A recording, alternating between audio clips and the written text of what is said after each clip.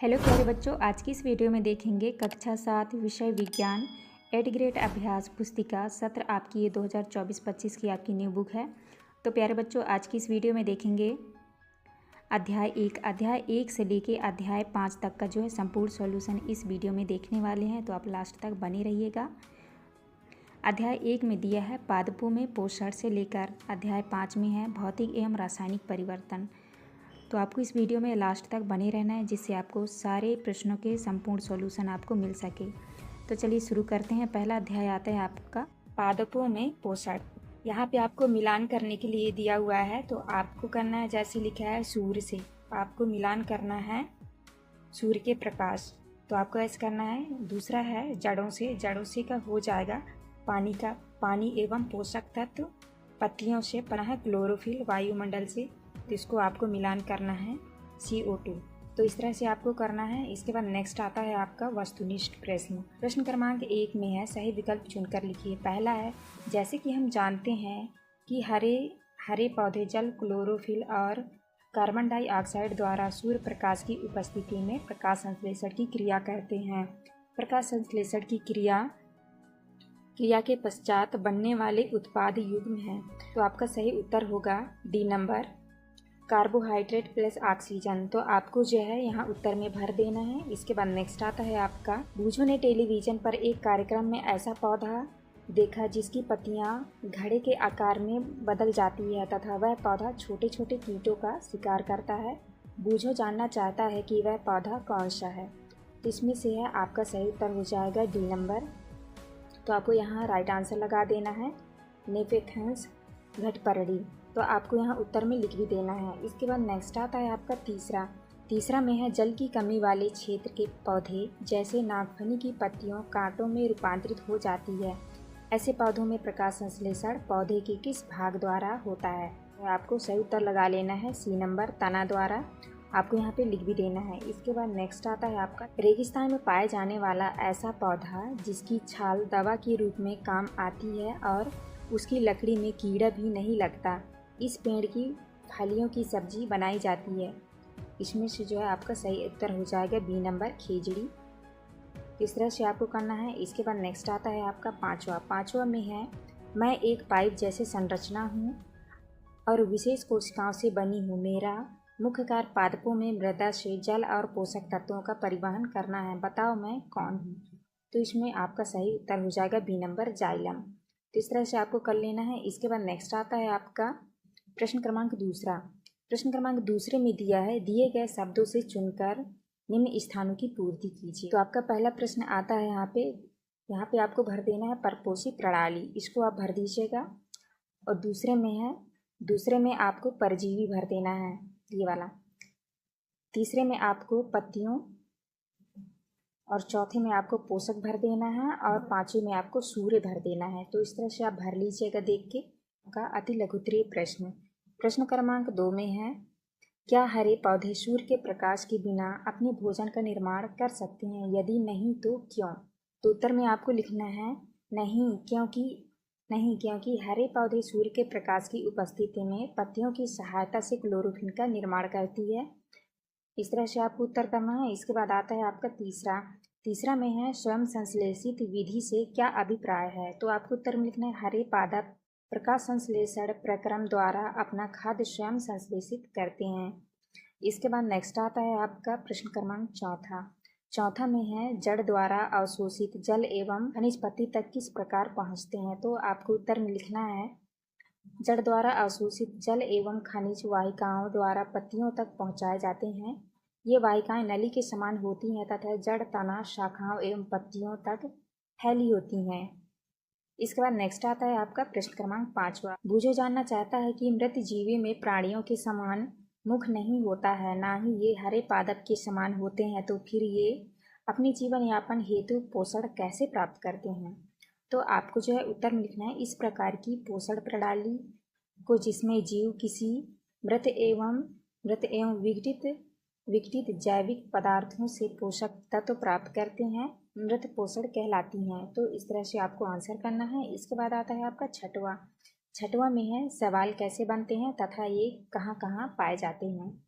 तो आपको उत्तर में लिखना है शैवाल समानतः कुछ जीवों की वृद्धि के कारण बनते हैं जिन्हें शैवाल कहते हैं। ये गीली दीवारों पर, तालाब अथवा ठहरे हुए जलाशय में पाए जाते हैं। स्टार्ट है आपका लघुत्तरीय प्रश्न। प्रश्न क्रमांक 7 में है कुछ पौधे कार्बोहाइड्रेट के अलावा प्रोटीन एवं वसा जैसे अन्य खाद्य पदार्थों का भी संश्लेषण करते हैं। प्रोटीन संश्लेषण के लिए आवश्यक तत्व नाइट्रोजन पौधे किस प्रकार प्राप्त करते हैं। तो आपको उत्तर में लिखना है मिट्टी में कुछ विशेष जीवाणु होते हैं जो गैसीय नाइट्रोजन को उपयोगी यौगिकों में परिवर्तित कर मृदा में निर्युक्त करते हैं। यह विलेय पदार्थ पादपों द्वारा जल के साथ अवशोषित कर लिए जाते हैं। तो प्रश्न क्रमांक 8 में है सजीवों द्वारा भोजन ग्रहण करने एवं इसके उपयोग करने की विधि पोषण कहलाती है। पोषण के आधार पर स्वपोषी एवं विषमपोषी को परिभाषित कर उदाहरण दीजिए। तो यहाँ पे देख लीजिए आपका स्वपोषी, यहाँ पे स्वपोषी, यहाँ पे विषमपोषी। तो आपको जो है इसका उत्तर यहाँ से देख के अच्छे से आप कर लीजिएगा। इसके बाद नेक्स्ट क्वेश्चन आता है आपका प्रश्न क्रमांक 9वां। यदि नागफनी के पौधे को ज़्यादा नमी या जलीय क्षेत्र में लगाया जाए तो क्या होगा। तो इसका उत्तर जो है आप यहाँ से अच्छे से देख के कर लीजिएगा। प्रश्न क्रमांक 9वां का उत्तर स्क्रीनशॉट ले लीजिएगा या फिर आप यहीं से लिख लीजिएगा। इसके बाद नेक्स्ट आता है आपका प्रश्न क्रमांक 10। प्रश्न क्रमांक 10 में है बूझो अपने खेत में कुछ वर्षों से लगातार एक ही फसल को बुआई करता आ रहा है, उसके खेत की फसल पर प्रतिवर्ष क्या प्रभाव होगा और क्यों। तो आपको जो है उत्तर में यहाँ से देख के कर लेना है। उर्वरक एवं खाद में नाइट्रोजन पोटेशियम फास्फोरस जैसे पोषक तत्व होते हैं। पादपों द्वारा लगातार उपयोग किए जाने के कारण मृदा में उनकी मात्रा धीरे धीरे कम होती जाती है। तो इसलिए मृदा को इन पोषक तत्वों से समृद्ध करने के लिए भूमि में उर्वरक तथा खाद मिलाने की आवश्यकता होती है। इसके बाद नेक्स्ट आता है आपका प्रश्न क्रमांक 11। प्रश्न क्रमांक 11 में दिया है उपरोक्त दिए गए चित्र को देखकर बताइए कि प्रकाश संश्लेषण की क्रिया किस पत्ती में होगी और क्यों। तो आपको जो है प्रश्न क्रमांक 11 का उत्तर यहाँ से कर लेना है कि आप अच्छे से कर लीजिएगा। इसके बाद नेक्स्ट क्वेश्चन आता है आपका दीर्घ उत्तरीय प्रश्न। प्रश्न क्रमांक 12 में है राइजोबियम जीवाणु से आप क्या समझते हैं। यदि राइजोबियम जीवाणु नष्ट हो जाए तो मृदा पर क्या प्रभाव पड़ेगा। यहाँ से आप कर लीजिएगा। इसके बाद नेक्स्ट क्वेश्चन आता है आपका प्रश्न क्रमांक 13 में दिया हुआ है यहाँ पे सूखे ब्रेड का टुकड़ा बंद डिब्बे में, नमीयुक्त ब्रेड खुले डिब्बे में। उपरोक्त क्रियाकलाप के आधार पर बूझो जानना चाहता है कि किस डिब्बे के ब्रेड में रुएं जैसे संरचना ज़्यादा एवं जल्दी दिखेगी और क्यों। तो आपको उत्तर में ये कर लेना है, आप यहाँ से देख के कर लीजिएगा। इसके बाद जो आता है आपका प्रकाश संश्लेषण की क्रिया न होने से मानव जीवन पर क्या प्रभाव पड़ेगा, व्याख्या कीजिए। आप यहाँ से 12 नंबर का उत्तर जो है देख के आप कर लीजिएगा। इसके बाद नेक्स्ट क्वेश्चन आता है प्रश्न क्रमांक 14। प्रश्न क्रमांक 14 में है घटपर्णी पौधे का रंग हरा होता है तथा प्रकाश संश्लेषण भी करता है, फिर भी ये पोषण के लिए कीटों का भक्षण क्यों करता है, समझाइए। तो आपको जो उत्तर में लिखना है घटपर्णी पौधे को मृदा से वे सभी पोषक नहीं मिल पाते हैं जिनकी उन्हें आवश्यकता हो, इसीलिए ये पोषण के लिए कीटों का भक्षण करता है। तो इस तरह से आपको जो है उत्तर कर लेना है। इसके बाद नेक्स्ट आता है आपका 12 नंबर में है घटपर्णी पौधा किस प्रकार कीटों का भक्षण करता है, विस्तार से समझाइए। तो इसका उत्तर जो है आप यहाँ से देख के लिख लीजिएगा अच्छे से। इसके बाद नेक्स्ट क्वेश्चन आता है आपका प्रश्न क्रमांक 15। प्रकाश संश्लेषण दर्शाने के लिए व्यवस्था का नामांकित चित्र बनाइए। तो यहाँ पे आपको जो है चित्र बनाना है, तो देख के जो है अच्छे से कर लीजिएगा। इस तरह से आपको चित्र बनाना है और नाम भी लिखना है। इसके बाद आता है आपका प्रोजेक्ट 1। प्रोजेक्ट 1 में है विभिन्न प्रकार की न्यूनतम 5 पत्तियाँ एकत्रित कर एक कागज पर चिपकाइए। पत्ती का नाम तथा एक एक उपयोग लिखिए।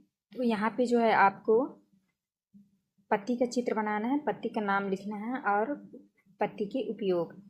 तो इस तरह से आपको चित्र बना के जो है उनके उपयोग लिख लेना है। इसके बाद नेक्स्ट आता है आपका प्रोजेक्ट 2। प्रोजेक्ट 2 में है अपने परिवेश में उपलब्ध कोई 5 फलों के बीज एकत्रित कर कागज पर चिपकाइए। ये बीज किस फल से प्राप्त हुए हैं, उस फल का नाम लिखकर चित्र बनाइए। तो यहाँ पर देख लीजिए, इस तरह से जो है आपको कर लेना है। बीज का चित्र यहाँ पे देख लीजिए, यहाँ पे बीज का चित्र, फल का नाम और यहाँ पे फल का चित्र तो आपको बनाना है। पहला है आम, तो यहाँ पे आपको आम का चित्र बनाना है। पपीता, अनार, सेब, चीकू, तो इस तरह से जो है आपको कर लेना है। तो यहाँ पे हमारी वीडियो कंप्लीट होती जो है आपका अध्याय 2 है। अध्याय 2 में आपका दिया है प्राणियों में पोषण। तो चलिए वीडियो की स्टार्ट करते हैं। यहाँ पे आपके कुछ निर्देश टाइप दिए हुए हैं, आप इसको पढ़ लीजिएगा। जैसे यहाँ पे लिखा है सहपाठी का नाम प्रोटीन भोजन में शामिल करने के लिए क्या खाया, तो आपको इस तरह से लिख लेना है। पहला प्रश्न आता है आपका वस्तुनिष्ठ प्रश्न। प्रश्न क्रमांक पहले में है, सही विकल्प चुनकर लिखिए। पहला है, कोई व्यक्ति उल्टी दस्त से पीड़ित है तो चिकित्सक उसे क्या लेने की सलाह देंगे, तो जो है आपको उत्तर में लिखना है सी नंबर ORS का घोल। इसके बाद नेक्स्ट आता है आपका दूसरा है, यदि किसी व्यक्ति में पित्त रस उत्पादन में कमी है तो पाचन की कौन सी प्रक्रिया सबसे अधिक प्रभावित होगी, तो आपको उत्तर में करना है बी नंबर रासायनिक पाचन। इसके बाद नेक्स्ट आता है आपका तीसरा में है, छोटी आंत की आंतरिक भित्ति पर पाए जाने वाले दीर्घरोम की संरचना पाचन और अवशोषण में उनके कार्य से कैसे संबंधित है, तो आपको राइट आंसर करना है ए नंबर बढ़ा हुआ सतह क्षेत्र पोषक तत्वों के अवशोषण को बढ़ाता है। आपका चौथा में है, क्रमाकुंजन पाचन में किस प्रकार सहायता करता है, तो आपका सही उत्तर हो जाएगा डी नंबर, यह मांसपेशियों के संकुचन के माध्यम से भोजन को पाचन तंत्र में ले जाने में मदद करता है। तो आपको जो है यहाँ पे लिख भी लेना है। इसके बाद आता है आपका पांचवा, क्षुद्रांत पाचन और अवशोषण के लिए एक महत्वपूर्ण स्थल माना जाता है क्योंकि, तो आपका राइट आंसर हो जाएगा बी नंबर, यह वह जगह है जहां भोजन पोषक तत्वों में से टूट जाता है और रक्त प्रवाह में अवशोषित हो जाता है। आपको यहाँ पे लिख लेना है। इसके बाद नेक्स्ट आता है आपका दूसरा, रिक्त स्थानों की पूर्ति कीजिए। तो आपको पहले में भरना है, तो आप यहाँ पे भर दीजिएगा पाचन, यहाँ पे आपको भरना है स्टारफिश, और यहाँ पे आपको भरना है अंतःग्रहण, और यहाँ पे स्वाद कलिकाएं पे आपको भरना है हाइड्रोक्लोरिक अम्ल। तो इस तरह से आपको भर लेना है। इसके बाद नेक्स्ट आता है आपका अति लघुत्तरीय प्रश्न क्रमांक 2 में है, मानव पोषण के विभिन्न चरणों को सही क्रम में क्रमबद्ध कीजिए। तो आपको जो है उत्तर में इस तरह से लिख लेना है। पहले में है अंतःग्रहण, पाचन, अवशोषण, स्वांगीकरण, निष्कासन। तो इस तरह से आपको लिख लेना है। इसके बाद नेक्स्ट क्वेश्चन आता है आपका तीसरा में है, पित्त कहाँ निर्मित होता है, तो आपको लिखना है पित्त यकृत में निर्मित होता है और एक थैली में संग्रहित होता रहता है, इसे पित्ताशय कहते हैं। नेक्स्ट है आपका चौथा में है, पहेली स्कूल जाने के लिए जल्दी जल्दी भोजन खा रही थी, अचानक उसको खांसी उठती है और हिचकी आने लगती है, पहेली के साथ ऐसा क्यों हुआ, तो आपको उत्तर में, यह खाद्य कणों के श्वास नली में प्रवेश करने के कारण होता है। इसके बाद नेक्स्ट आता है आपका पांचवा में है पांचवा है आपका, भोजन हमारे लिए क्यों आवश्यक है, तो आपको उत्तर में लिखना है सभी जीवों को वृद्धि करने, शरीर को स्वस्थ एवं गतिशील बनाए रखने के लिए भोजन की आवश्यकता होती है। छठवें में है, रोटी के टुकड़े को जब आप मुंह से चबाते हैं तो वह कुछ समय बाद मीठी लगने लगती है, क्यों, तो आपको उत्तर में लिखना है रोटी चबाते समय लार स्टार्च को माल्टेज में बदल देती है और इसलिए रोटी मीठी लगने लगती है।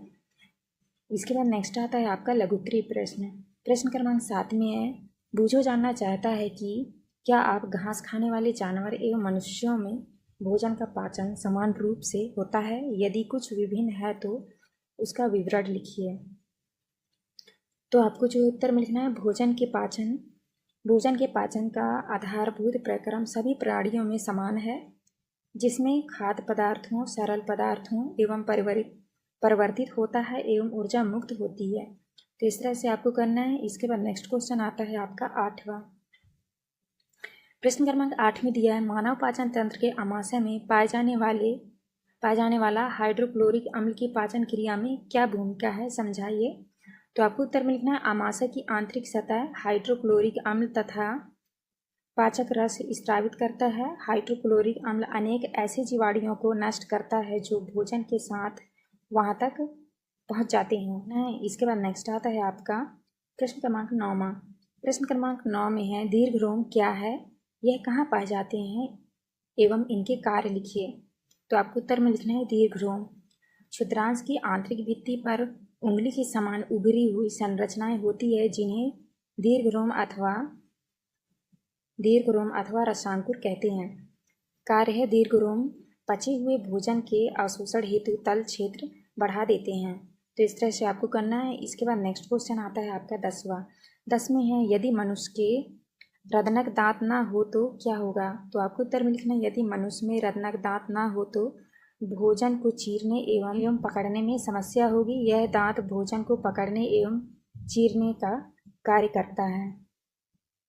इसके बाद नेक्स्ट आता है आपका प्रश्न क्रमांक 11 में है, दूध के दांत तथा स्थायी दांत में क्या अंतर है। तो आपको उत्तर में लिखना है हमारे दांतों का प्रथम सेट शैशव काल में निकलता है तथा लगभग 8 वर्ष की आयु तक ये सभी दांत गिर जाते हैं। इन्हें दूध के दांत कहते हैं। इन दांतों के स्थान पर दूसरे दांत निकलते हैं जिन्हें स्थायी दांत कहते हैं। इसके बाद नेक्स्ट क्वेश्चन आता है आपका दीर्घ उत्तरी प्रश्न क्रमांक 12 में है, मानव पाचन तंत्र का नामांकित चित्र बनाइए एवं उनके मुख्य भागों के नाम लिखिए। तो जो है आपको इस तरह से चित्र बनाना है और आपको इस तरह से नाम भी लिखना है। तो आप यहाँ से देख के अच्छे से कर लीजिएगा और नाम भी लिख लीजिएगा। इस तरह से आपको कर लेना है मानव पाचन तंत्र का चित्र बना के।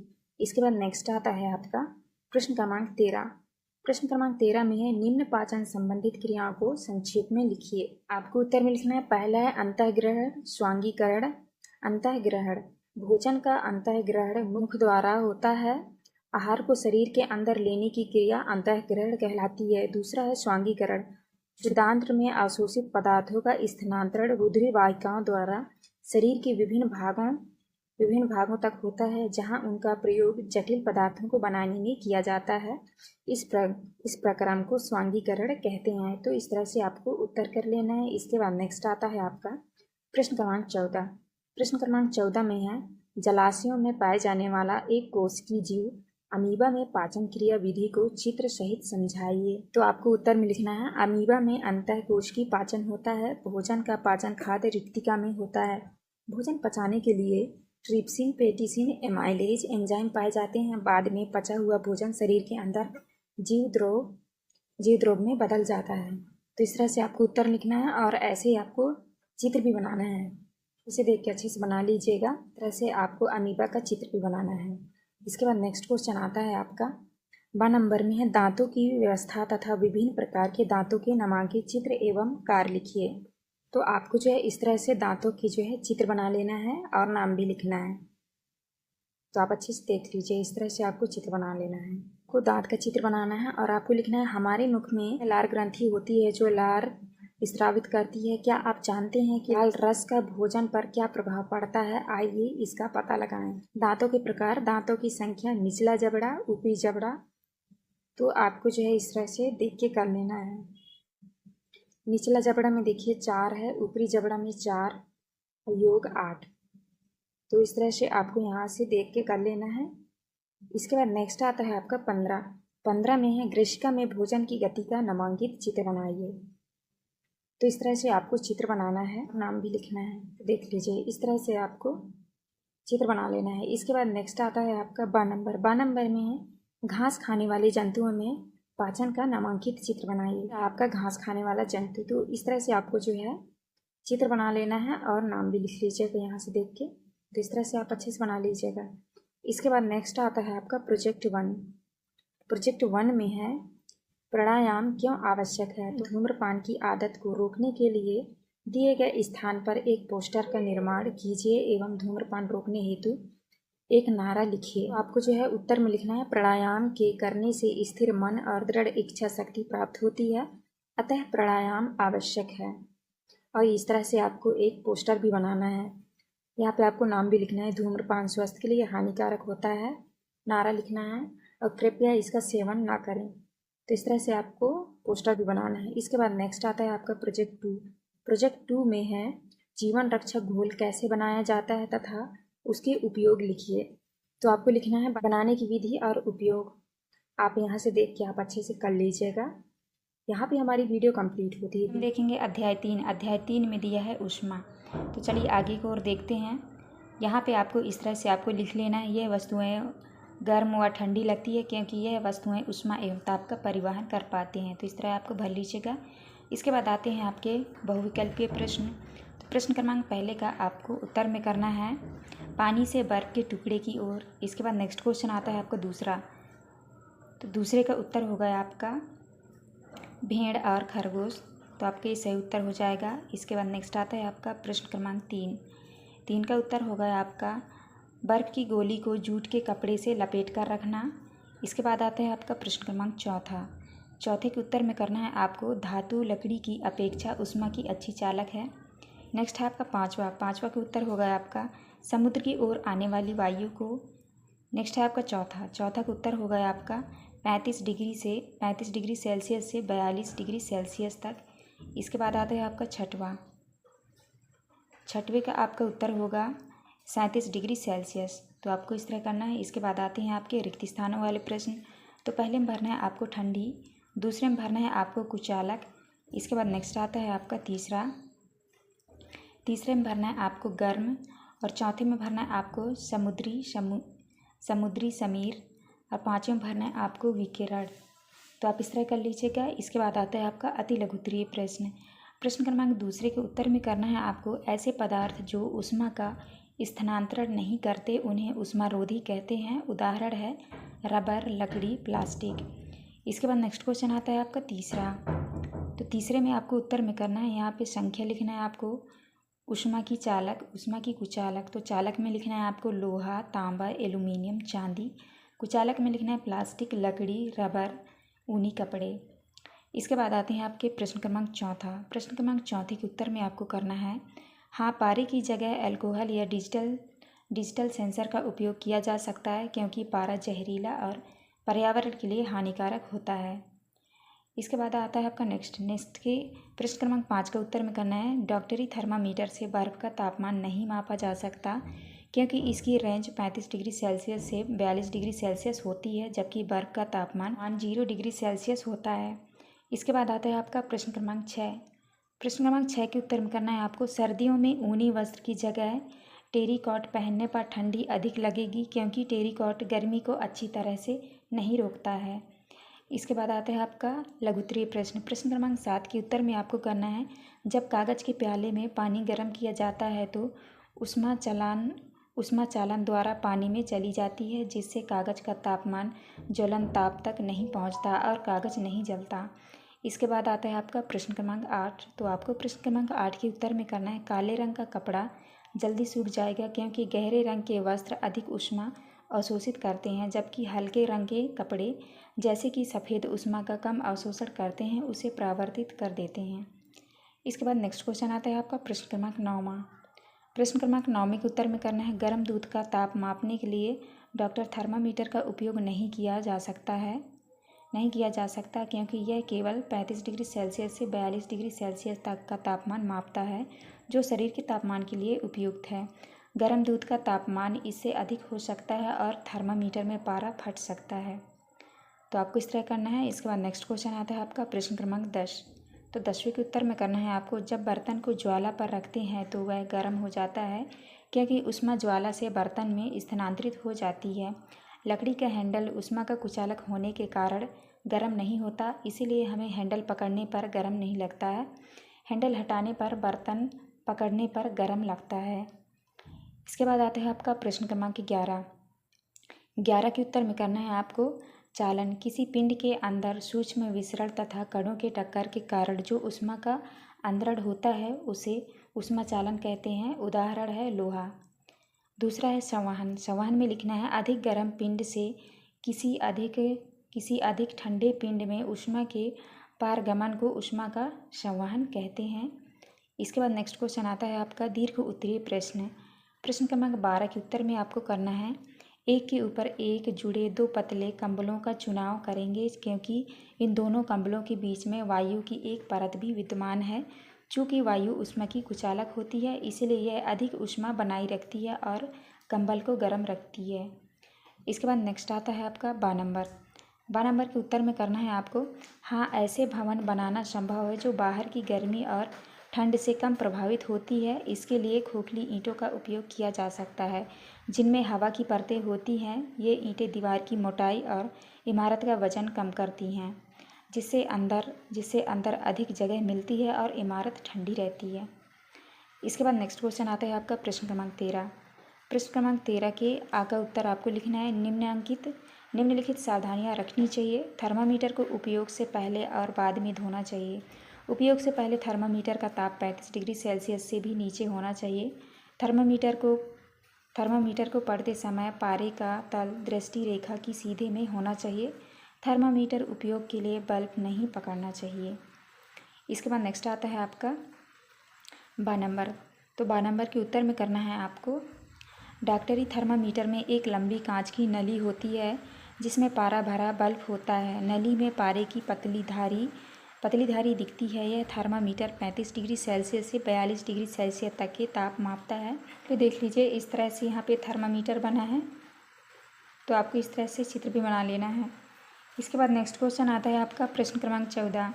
तो प्रश्न क्रमांक 14 के उत्तर में करना है आपको। समुद्र समीर की ओर से स्थल भाग की ओर चलने वाली वायु समुद्र समीर कहलाती है। दूसरा है थल समीर। स्थल भाग से समुद्र की ओर चलने वाली वायु थल समीर कहलाती है। तो आपको इस तरह करना है और इस तरह से आपको चित्र बना लेना है। तो आप यहाँ से देख के कर लीजिएगा। थल समीर और स्थल समीर की इस तरह से आपको चित्र भी बना लेना है। इसके बाद नेक्स्ट आता है आपका प्रश्न क्रमांक 15। 15 में है डॉक्टरी थर्मामीटर एवं प्रयोगशाला थर्मामीटर में अंतर लिखिए। तो आपको इस तरह से जो है आपको प्रयोगशाला थर्मामीटर और डॉक्टरी थर्मामीटर में आपको अंतर लिख लेना है। तो आप यहाँ से देख के लिख लीजिएगा। इसके बाद नेक्स्ट क्वेश्चन आता है आपका प्रोजेक्ट 1। प्रोजेक्ट 1 में देखिए, यहाँ पे लिखना है आपको अपने सहपाठी का नाम, डिजिटल थर्मामीटर पर तापमान। तो आप इस तरह से कर लीजिएगा। तो आप अच्छे से देख लीजिए। इसके बाद नेक्स्ट क्वेश्चन आता है आपका प्रोजेक्ट 2। प्रोजेक्ट 2 के का उत्तर में आपको करना है स्वच्छता संक्रमण से बचाने के लिए सही माप में त्रुटि कम करने के लिए प्रारंभिक तापमान स्थिर करना सटीक परिणाम के लिए। इसके बाद नेक्स्ट क्वेश्चन आता है आपका खा नंबर में लिखे है तापमापी को जीभ के नीचे क्यों रखते हैं। तो आपको खा का उत्तर यहाँ से देख के आपको कर लेना है। इसके बाद नेक्स्ट आता है आपका गा नंबर में है। तो गा नंबर के उत्तर में करना है आपको हाँ शरीर के कंधे के नीचे भी रखते हैं। इसके बाद घा नंबर के उत्तर में करना है आपको शरीर के विभिन्न भागों का ताप भिन्न अलग अलग होता है। तो आपको इस तरह से करना है। ये था आपका लास्ट क्वेश्चन। यहाँ पे हमारी वीडियो कंप्लीट होती है।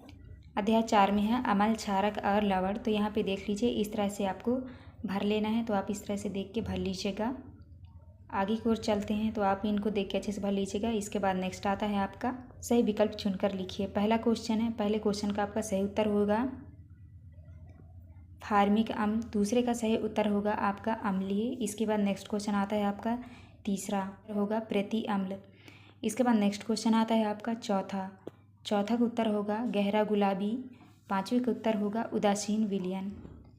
इसके बाद नेक्स्ट क्वेश्चन आता है आपका रिक्त स्थानों वाले प्रश्न। तो पहले में भरना है आपको अम्लीय, दूसरा में भरना है आपको लैक्टिक, तीसरा में भरना है आपको उदासीन। इसके बाद नेक्स्ट क्वेश्चन आता है आपका चौथा में भरना है आपको क्षारक और पाँचवें में भरना है आपको लवण व जल।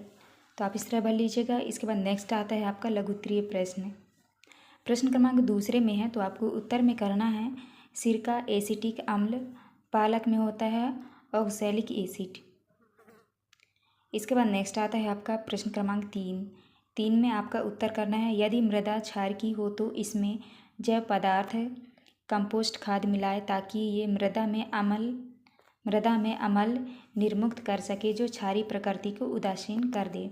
इसके बाद आता है आपका प्रश्न क्रमांक चौथा। तो चौथे के उत्तर में आपको लिखना है रंग परिवर्तन न होने से आशय या तो यह विलयन क्षारीय है या उदासीन है। तो आपको इस तरह करना है। इसके बाद नेक्स्ट क्वेश्चन आता है आपका प्रश्न क्रमांक 5वां। तो 5वें का उत्तर में आपको लिखना है हल्दी एक प्राकृतिक पीएच संकेतक है। हल्दी में उपस्थित करक्यूमिन क्षारीय स्थितियों में रंग बदलता है। चूँकि साबुन क्षारीय प्रकृति का होता है इसलिए रंग बदल जाता है। नेक्स्ट आता है आपका प्रश्न क्रमांक 6 के उत्तर में करना है आपको अम्लीय या क्षारीय पदार्थों के परीक्षण के लिए जिनका उपयोग किया जाता है सूचक कहलाते हैं। 2 प्राकृतिक सूचक, हल्दी, गुड़हल की पत्तियाँ। इसके बाद नेक्स्ट क्वेश्चन आता है आपका लघु उत्तरीय प्रश्न। प्रश्न क्रमांक 7 में है, तो प्रश्न क्रमांक 7 का उत्तर आपको करना है। अपशिष्ट को जलाशयों में प्रवाहित करने से पहले उदासीन न किया जाए तो जलीय जीव व मछलियों अम्ल के प्रभाव में प्रभावित होंगे, सभी जीव मर जाएंगे। इसके बाद नेक्स्ट आता है आपका प्रश्न क्रमांक 8। प्रश्न क्रमांक 8 का उत्तर में करना है आपको अम्लीय विलयन में ड्रॉपर की सहायता से सोडियम हाइड्रोक्साइड की कुछ बूंद डालकर धीरे धीरे हिलाएं। विलयन का रंग हल्का गुलाबी हो जाता है व हमें हल्का गुलाबी रंग का विलयन प्राप्त होता है। इसके बाद आता है आपका प्रश्न क्रमांक 9वां। तो 9वें के उत्तर में करना है आपको जो नीले लिटमस पत्र को लाल कर दे, अम्ल जो लाल लिटमस पत्र को नीला कर दे क्षारीय कहलाता है। इसके बाद आता है आपका प्रश्न क्रमांक 10। तो प्रश्न क्रमांक 10 में लिखा है बूझो ने चूने के पानी में तनु सल्फ्यूरिक अम्ल मिलाया तो इससे होने वाली अभिक्रिया कौन सी अभिक्रिया कहलाएगी तथा इनमें क्या क्या उत्पाद प्राप्त होंगे। तो आपको प्रश्न क्रमांक 10 का उत्तर जो है आपको यहाँ से देख के इस तरह से कर लेना है। इसके बाद नेक्स्ट क्वेश्चन आता है आपका प्रश्न क्रमांक 11 में निम्न तालिका को पूर्ण कीजिए। तो आपको यहाँ पे लिखा है, जैसे लिखा है क्षारक का नाम किस में पाया जाता है। कैल्शियम हाइड्रोक्साइड में पाया जाता है चूने का पानी। अमोनियम हाइड्रोक्साइड में लिखना है आपको cleaner. Sodium hydroxide potassium hydroxide में लिखना है आपको साबुन। और मैग्नीशियम हाइड्रोक्साइड में लिखना है दूधिया मैग्नीशियम। तो आपको इस तरह लिख लेना है। इसके बाद नेक्स्ट आता है आपका दीर्घ उत्तरीय प्रश्न। प्रश्न क्रमांक 12 में है अम्लीय वर्षा से आप क्या समझते हैं, यह किस कारण होती है, इसके हानिकारक प्रभाव लिखिए। तो आपको प्रश्न क्रमांक 12 का उत्तर आपको यहाँ से देख के कर लेना है, आप इस तरह कर लीजिएगा। नेक्स्ट आता है आपका प्रश्न क्रमांक 13।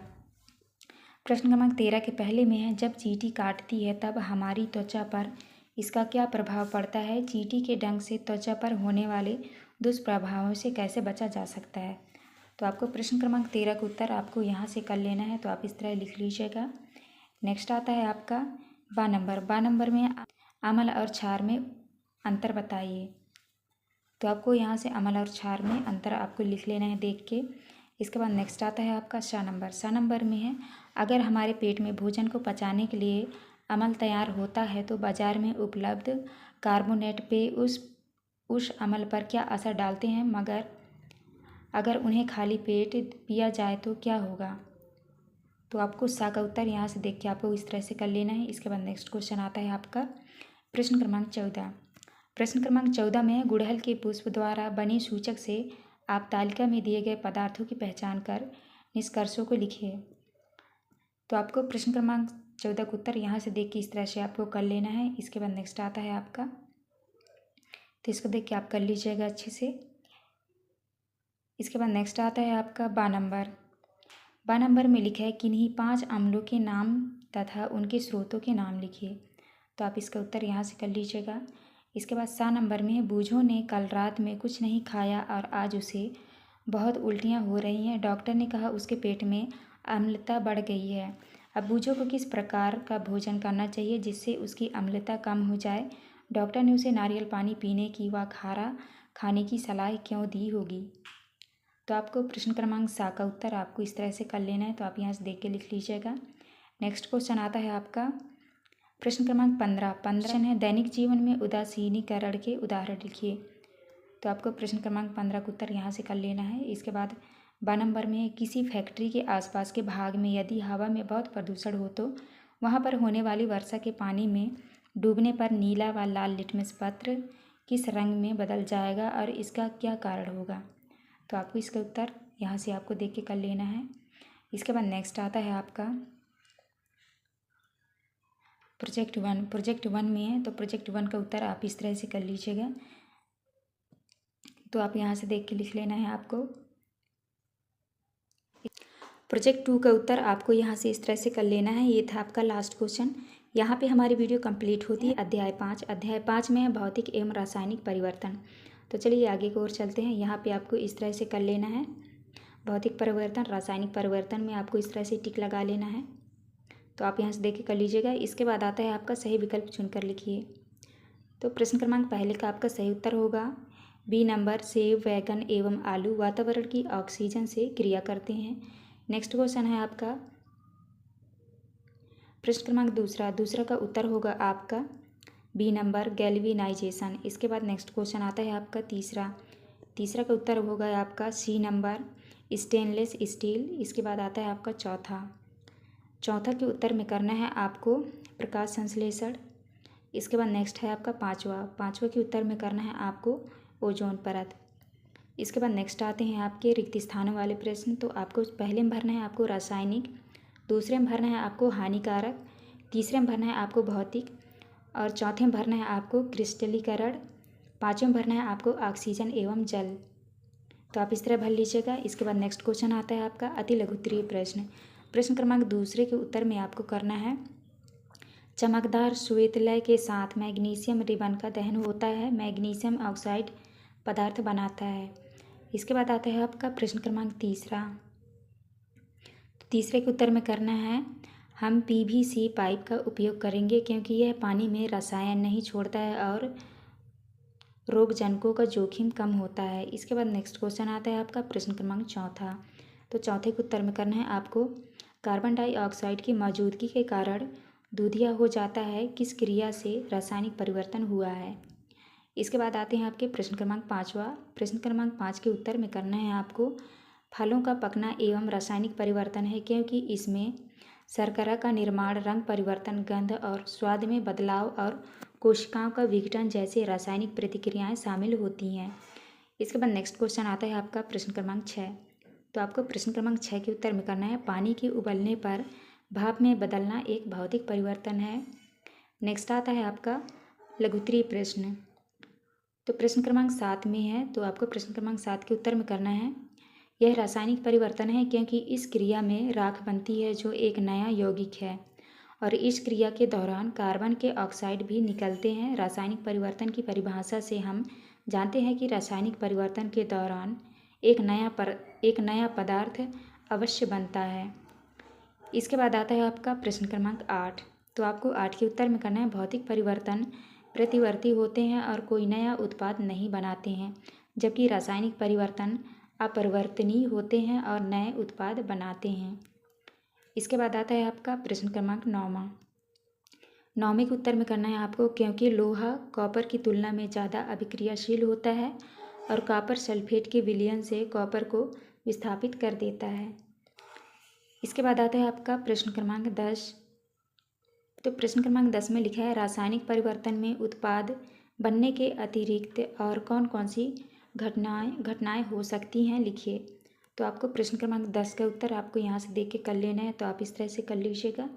नेक्स्ट आता है आपका प्रश्न क्रमांक 11 में है मैग्नीशियम के फीते को जलाने पर अवशेष के रूप में श्वेत भस्म पाउडर प्राप्त होती है, यह किस प्रकार का परिवर्तन है, स्पष्ट कीजिए। तो आपको प्रश्न क्रमांक 11 का उत्तर इस तरह से आपको लिख लेना है, तो आप कर लीजिएगा। इसके बाद नेक्स्ट क्वेश्चन आता है आपका दीर्घ उत्तरीय प्रश्न क्रमांक 12 के आ में है लोहे में जंग लगने के लिए आवश्यक परिस्थितियां क्या है, रासायनिक समीकरण द्वारा जंग लगने की क्रिया को स्पष्ट करें। तो आपको प्रश्न क्रमांक 12 का उत्तर आपको इस तरह से देख के लिख लेना है, तो आप यहाँ से कर लीजिएगा। इसके बाद नेक्स्ट क्वेश्चन आता है आपका 12 नंबर में लिखा है रेगिस्तानी क्षेत्रों की अपेक्षा समुद्र तटीय क्षेत्रों में लोहे के वस्तुओं में जंग अधिक क्यों लगती है, समझाइए। तो आपको बा का उत्तर यहाँ से कर लेना है आपको, तो आप इस तरह से कर लीजिएगा। इसके बाद नेक्स्ट क्वेश्चन आता है आपका प्रश्न क्रमांक 13 में है किसी पदार्थ के शुद्ध क्रिस्टल उनके विलयन से प्राप्त करने की कौन सी विधि है, कॉपर सल्फेट के विलयन कैसे बनते हैं, समझाइए। तो आपको प्रश्न क्रमांक 13 का उत्तर इस तरह से आपको कर लेना है, तो आप देख के कर लीजिएगा। नेक्स्ट है आपका प्रश्न क्रमांक 14 में है लोहे को जंग से बचाने के लिए किए जाने वाले उपायों को लिखिए। तो आपको प्रश्न क्रमांक 14 का उत्तर इस तरह से आपको लिख लेना है, आप यहाँ से देख के कर लीजिएगा।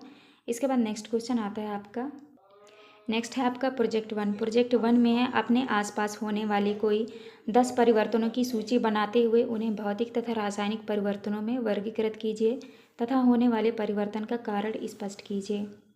तो आपको इस तरह से इसका उत्तर करना है परिवर्तनों के नाम, भौतिक, रासायनिक और परिवर्तन के कारण। तो आप यहाँ से देख के कर लीजिएगा, इस तरह से आपको लिखना है। इसके बाद आता है आपका प्रोजेक्ट 2 में शक्कर के पानी से शक्कर कैसे निकालोगे, प्रक्रिया का चित्र सहित वर्णन करें। तो आपको इस तरह से करना है, यहाँ पे देख लीजिए। और आपको इस तरह से चित्र बना लेना है, तो आप यहाँ से देख के कर लीजिएगा। ये था आपका लास्ट क्वेश्चन। यहाँ पे हमारी वीडियो कंप्लीट होती है। वीडियो अच्छी लगी हो तो प्लीज़ हमारे चैनल को लाइक एंड सब्सक्राइब करिएगा। मिलते हैं अब नेक्स्ट वीडियो में।